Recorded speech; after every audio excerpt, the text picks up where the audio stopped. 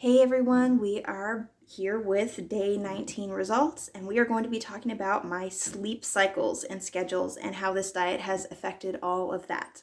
Let me paint a little picture for you first of how my sleep looked before starting this diet.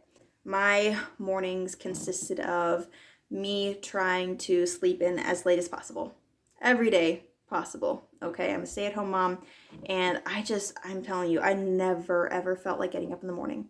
And when the kids would wake up, if I could get them to lay back down and sleep a little bit longer, I would. And that was just so that I could get every second of rest more that was possible. And in the evenings, I would stay up way too late, probably at least 90% of the time. I would stay up between like midnight, 1 o'clock, just mindlessly scrolling my phone, just scrolling, doing nothing productive. I just didn't feel like going to bed. My body was tired. I know I was tired, but I was either not listening to my body's signals or my body wasn't even capable of sending me clear signals to make me want to go to bed.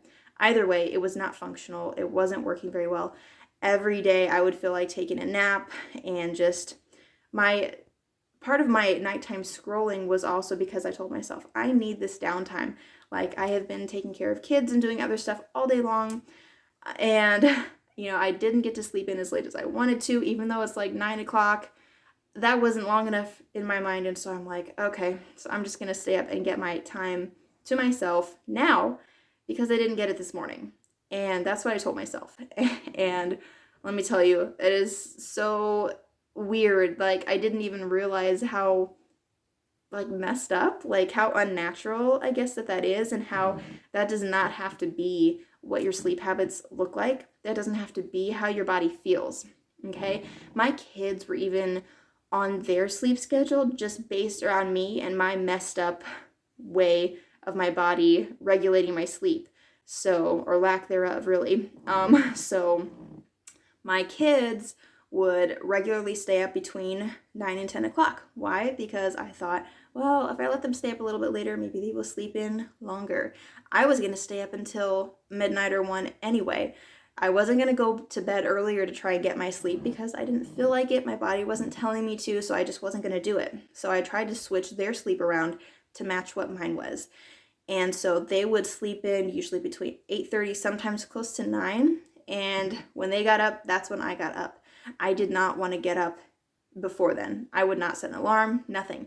Okay? Just when they got up, that's when I got up. All right, now, nap time, I felt like taking a nap basically every single day, taking rest time every single day. And the funny part is that even when I would take those naps, and even when I would take, a couple hours while they were napping of downtime to myself during the afternoon, that wasn't enough. I still felt like I wanted more at night too. And so all of this it was just this really messed up, kind of horrible cycle, and I kind of felt trapped because my body never felt like doing the thing that I kind of always knew that it should be doing, which is going based on a more natural sleep cycle, a little bit closer to based on the sun, natural daylight, how most of humanity has functioned for the majority of history. Like, this whole staying up until, midnight or 1 is pretty recent with the advent of technology and indoor lighting and all of that. So I never have thought that was natural, but that's what I was doing because I wasn't getting clear sleep signals from my body. The carnivore diet, guys, my sleep has been amazing. Like, when I tell you, I wake up at like 7 o'clock and I feel rested, I do. When bedtime rolls around and it's 10 to 10:30, I feel like going to bed. And when I go to bed, I fall asleep within like 20 to 30 minutes or less. I'm falling asleep. And I think that the quality of my sleep has likely also improved, which may be another reason why I feel rested by 7, because there were times before starting the diet that I would get 9 hours of sleep if I happened to go to bed at midnight and then woke up at 9. 9 hours of sleep, but 9 hours of sleep on that cycle is not equal sleep quality to 9 hours of sleep at like 10 to 7 in the morning instead. So I don't know everything about what's going on. I don't know how all of that is being regulated. I just know that it is. Like, it is being regulated, and I do feel better. I feel more well rested. I have probably felt like napping in the afternoon 2 or 3 times since starting this diet. I've noticed on rainy or cloudy days, I tend to feel a little bit more sluggish, but still, no matter how sluggish I am, I still feel way higher energy than before I started this diet. I'm not needing naps so much, and because my sleep is more regulated, so is the kids. So what I found is I've actually adjusted. Literally, our entire family's sleep cycles have been altered just by switching our diet like this, because he and I both feel like going to bed before a cortisol spike. Because what was happening was I was staying up previously until after 11 o'clock. Well, for me, when I had all those issues with my electrolytes and I was trying to figure out how to balance them and prevent those heart palpitations, what I noticed was that a cortisol spike would make my heart start pounding harder. And that tended to happen in the evenings, the closer it got to 11 o'clock at night. So what I started doing after I balanced my electrolytes, got those in order so that my heart didn't like pound incessantly no matter what I did. I got that taken care of, upped my magnesium and regulated that. And then I started making sure that I was getting to bed before 11 o'clock so that I wouldn't have that nighttime cortisol spike. I was going to bed, I was preventing that. And so I didn't have that same chain reaction of feeling like I want to stay up all night long anymore. Getting to bed on time, then I feel like waking up on time. And my body's signals on this diet, guys, when I tell you they're so much more clear and I understand my own body so much better, like, it's incredible. I mean, the difference to me is just kind of night and day. It's really shocking. Like, lots of different little things, including that, the electrolytes, my sleep, when I have cortisol spikes or not, when I need more fat and when I don't, you know, when I'm actually full versus just having cravings. All these different things are just like regulated. They're better, they're improved. I can listen to these signals because the signals are loud and clear, and I know exactly what to do because of that. It's been amazing. It's been awesome. And so now my kids are getting up earlier and I feel like getting up right along with them. Sometimes I'm even waking up before they do. Not usually, because my toddler likes to crawl into bed with us, but in the morning, like 6 o'clock, then she passes out and I'm still awake for an hour or so, but it's okay. I'm like, I don't feel that need to have that time away. Like, I'm spending all day with my kids and I love it. Like, I don't feel like I need a break from being a mom. I don't feel like I need a break from time with my family in general. Like, I feel good and I feel positive and I feel like I've got plenty of energy to spend all day long with my family.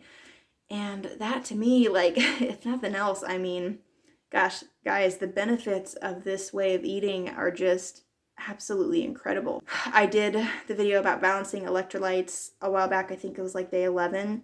And that was really like the big switch as far as noticing my sleep as well, because I'd had those couple of days with terrible sleep. And that's how I knew instantly when my sleep was better. I was like, okay, that's what good sleep feels like. I also found out that if I eat too much protein, I had a big old ribeye one night before going to bed, and that did not sit well with my body. My stomach was like, oh heck no, this is protein overload right before bed. This is not gonna work for you. So now if I do feel like having a big meal for supper, I try and eat it earlier, like before 7 o'clock for sure. And even then, typically most of my suppers, I try and keep the protein, you know, I don't have like a specific number. I just try and make sure I'm not doing massive amounts of protein and try and do a little bit more of like the fat or maybe something lighter like a bone broth, you know, instead. Because doing it like that for me has helped. It took away that issue with sleep problems due to excess protein right before it's time for your body to be winding down and going to bed. So it's not having to process all this protein, because your body has to process and digest all that protein before it can wind down for the night. And if you do too much, it can potentially cause issues with that. Anyways, that is the last thing that I wanted to mention.